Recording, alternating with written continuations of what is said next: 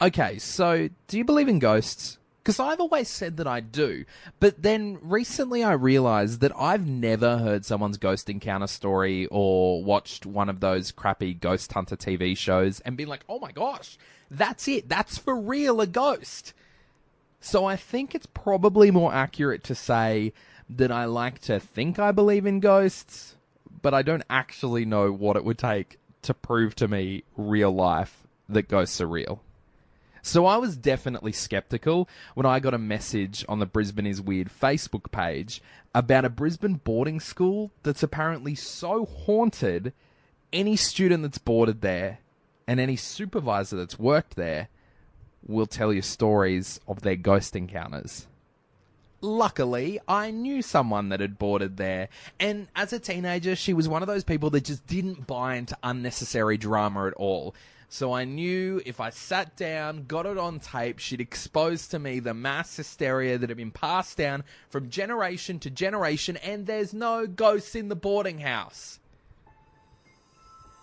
30 minutes into our catch-up as we sipped on flat whites outside the Woolworths at Coorparoo, I realised that I may have just found the first ghost encounter that I actually believe. My name's Scotty McDonald, and this is Brisbane is Weird, a podcast all about the weird stories that make up this amazing Australian city. Some from the past, some still happening today.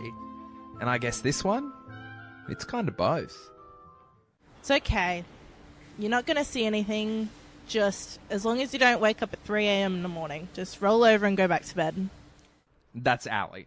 Before I worked in radio and made podcasts in my spare time, I was actually a youth worker, and Ali used to come to our Friday night youth group when she could get time out of the boarding house. The Stewart Home boarding house. The Stewart Home is an all-girls school that's just west of the Brisbane CBD. Actually, if you've ever been up Mount Cootha before, you've probably seen it. It's the kind of gothic, straight out of Harry Potter style looking building that you can see halfway up the mountain. That's kind of what makes this story a little bit more creepy, is it does look like it's straight out of Hogwarts. If you've ever been on the campus up at Stewart Home, though, it's actually a really beautiful, nice school. Amazing views, as you would imagine. Ali's the first one to tell you she loved her time at Stewart Home, and she was actually a day student up until grade 11 when she boarded for her final 2 years there. Like I said before, my memories of Ali as a teenager when she was at Stewart Home was actually the really level-headed teenager, the one that just didn't buy into the drama that everybody else was going on about. So I actually really trust her encounters, her retelling of her stories.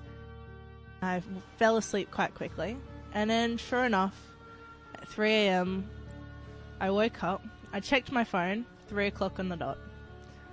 I was like, shivers, what am I gonna do? And just literally maybe 10 seconds after I woke up, I started hearing this humming. And it was just kind of as if it was outside our dorm, just kind of roaming the hallways, just this humming. About half an hour later, the door to the dorm opened, and there was no light. And if it's a night supervisor, then they always have a torch. And they're very abusive with their torch. They always shine it in your face to check that you're there. They got to do a count. But there's no torch.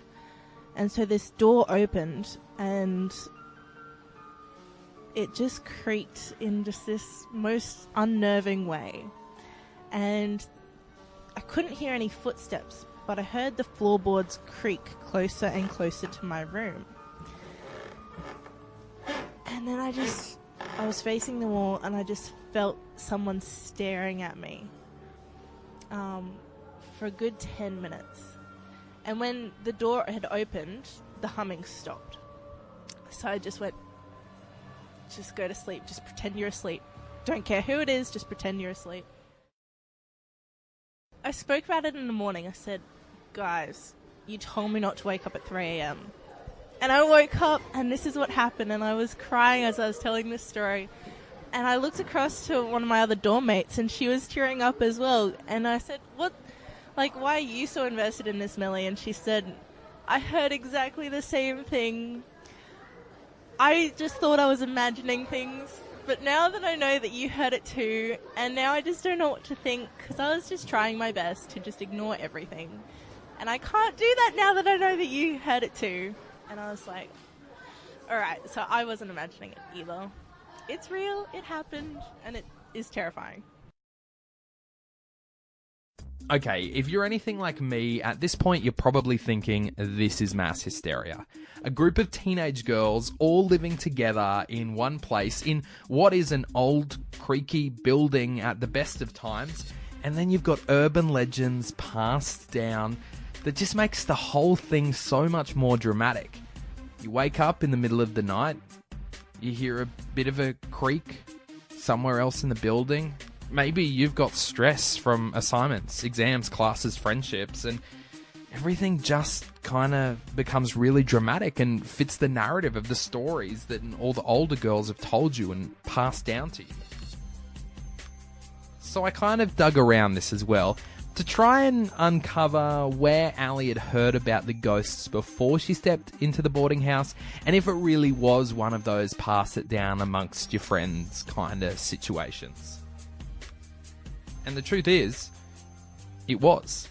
So I had a big sister at the school, and she never boarded, but she had heard lots of stories from the boarders about the boarding house and the school is haunted. And that's, very typical of the school up on the hill. No one really knows what it's about, but it's just up there, and it looks creepy. So I was like, oh yeah, look, I don't really believe in ghosts. I have never really wanted to believe in ghosts.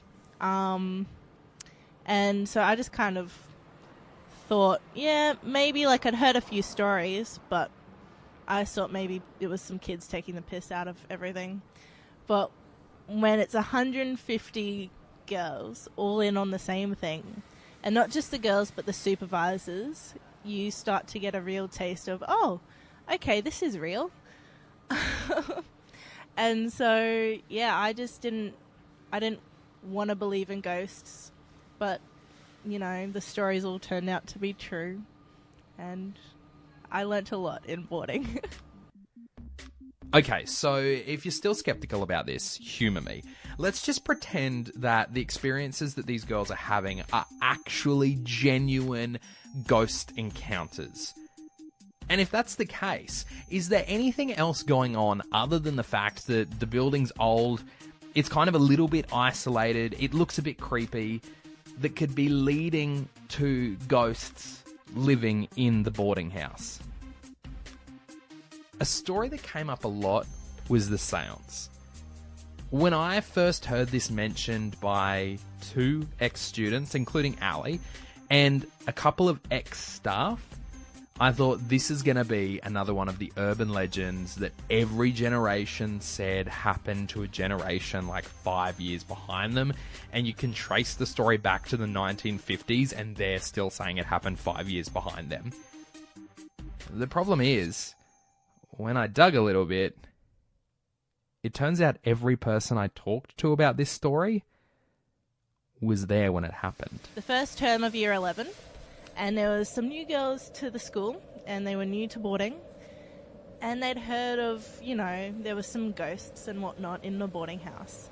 So they decided to make their own Ouija board, and then they got freaked out halfway through, and instead of closing it or whatever you do with the Ouija board, they decided to burn it.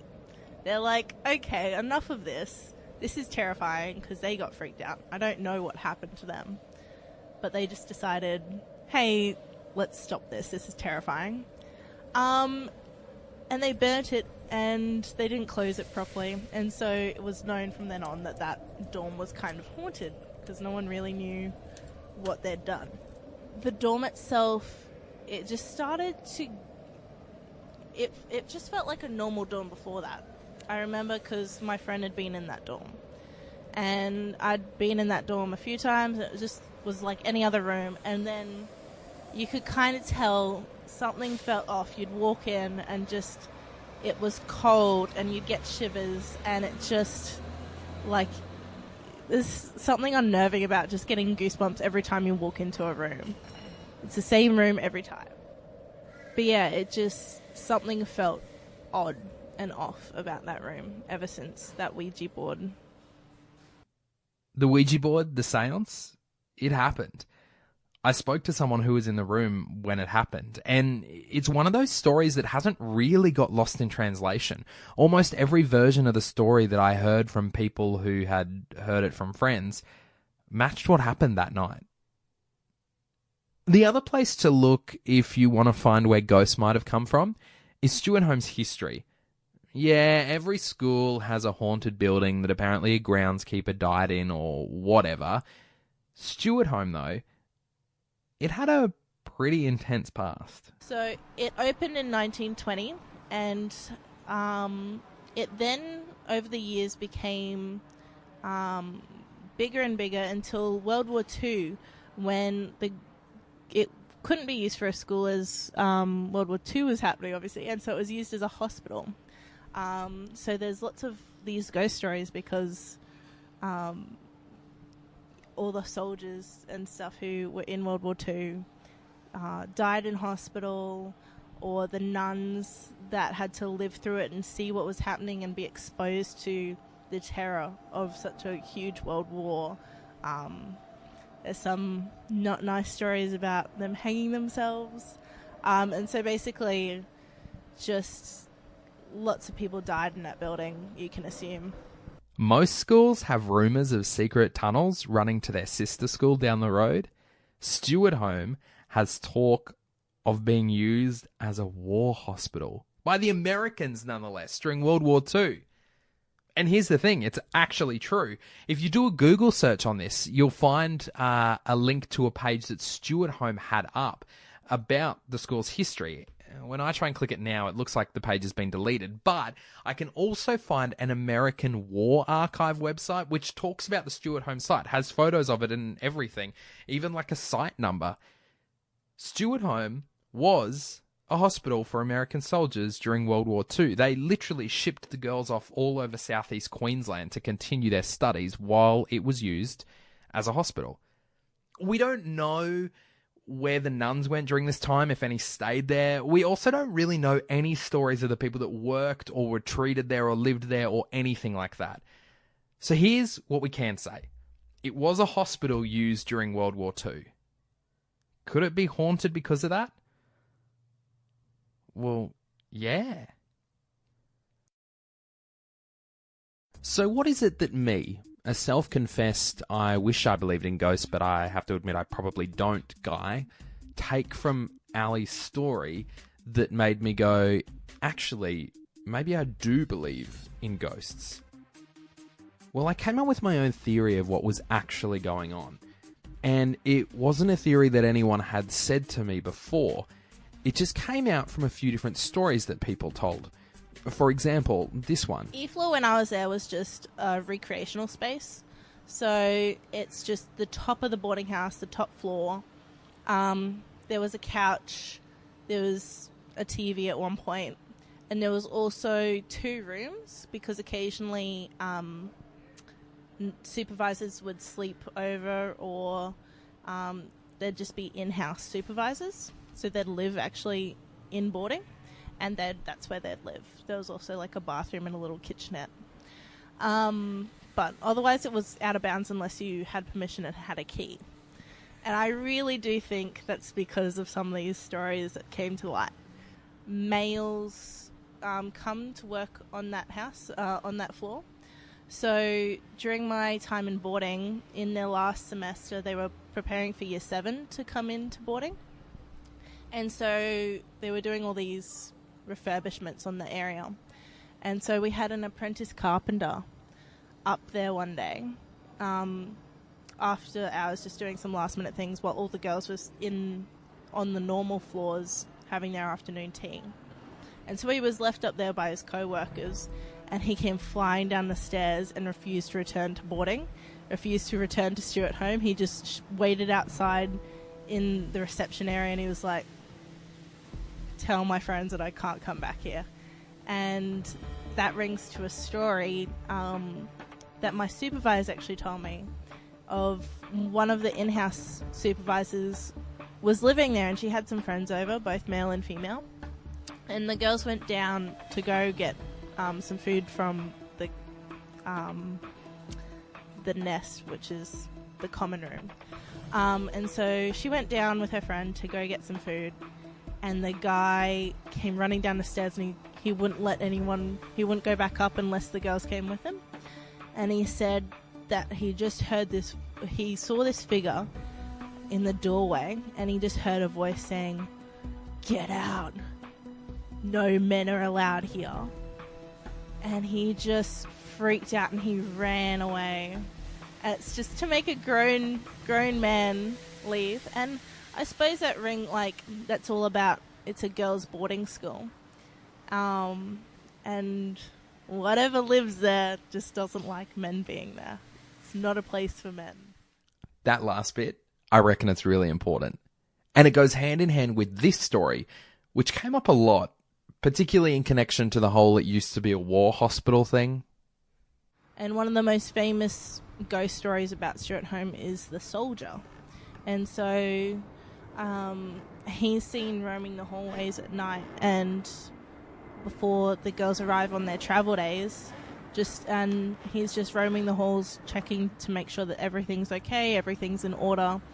And he's dressed in his uniform, and he's seen as a protective presence, I suppose, to make sure that these girls are okay. The story about the carpenter on E floor, well, that finished with Ali saying that it's almost going hand in hand with the whole idea of it being a girls' boarding school. No males are allowed. Then this soldier, he's a protective presence. It actually led me to asking the question, are these ghosts dangerous, harmful? Like, do they do stuff that could be negative?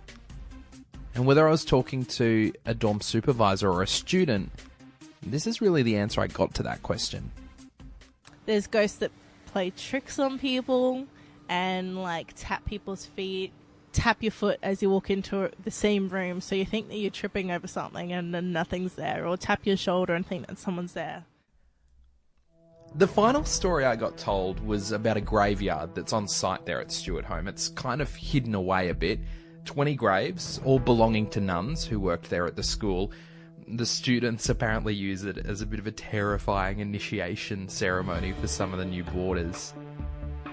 The thing is, though, those 20 nuns that are buried there, their whole life, their purpose, their call as a nun was to teach, raise, discipline, or almost be a second mum to these girls. You'll remember that for a period, Stuart Home was actually a boarding school. There were no students who went home at night. There were just girls who learnt and lived there.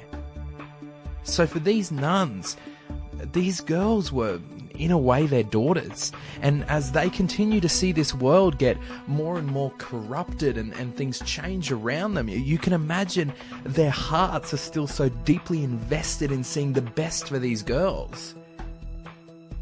And if there is a ghost or ghosts living in that boarding house, I suspect they're from that graveyard. I suspect they're nuns that spent their whole life loving and serving and protecting these girls in whatever way they did. And they're just not ready to give that up. Even remember Ali's story of the ghost watching over her. The stories of ghosts scaring away male workers from the boarding house. The protective soldier that was marching around to make sure everything was in order before the girls got back. And the playful, fun ghosts just saying, "Hey, I'm here." I have a feeling that these ghosts, they're not doing any harm. They're just extra eyes on these young women learning to take on the world. At the end of our chat, I asked Ali, overall, the idea of ghosts or spirits in the boarding house, as a boarder, was that a positive or a negative experience? I think boarding school on its own is quite, you're in it together. But when it's people experiencing the exact same thing as you did, there's kind of like a community in it, especially, you know, you're all living together and you're like, yeah, you're in it together. It's just the borders against the rest of the world, I suppose. It's just we all have the same experience.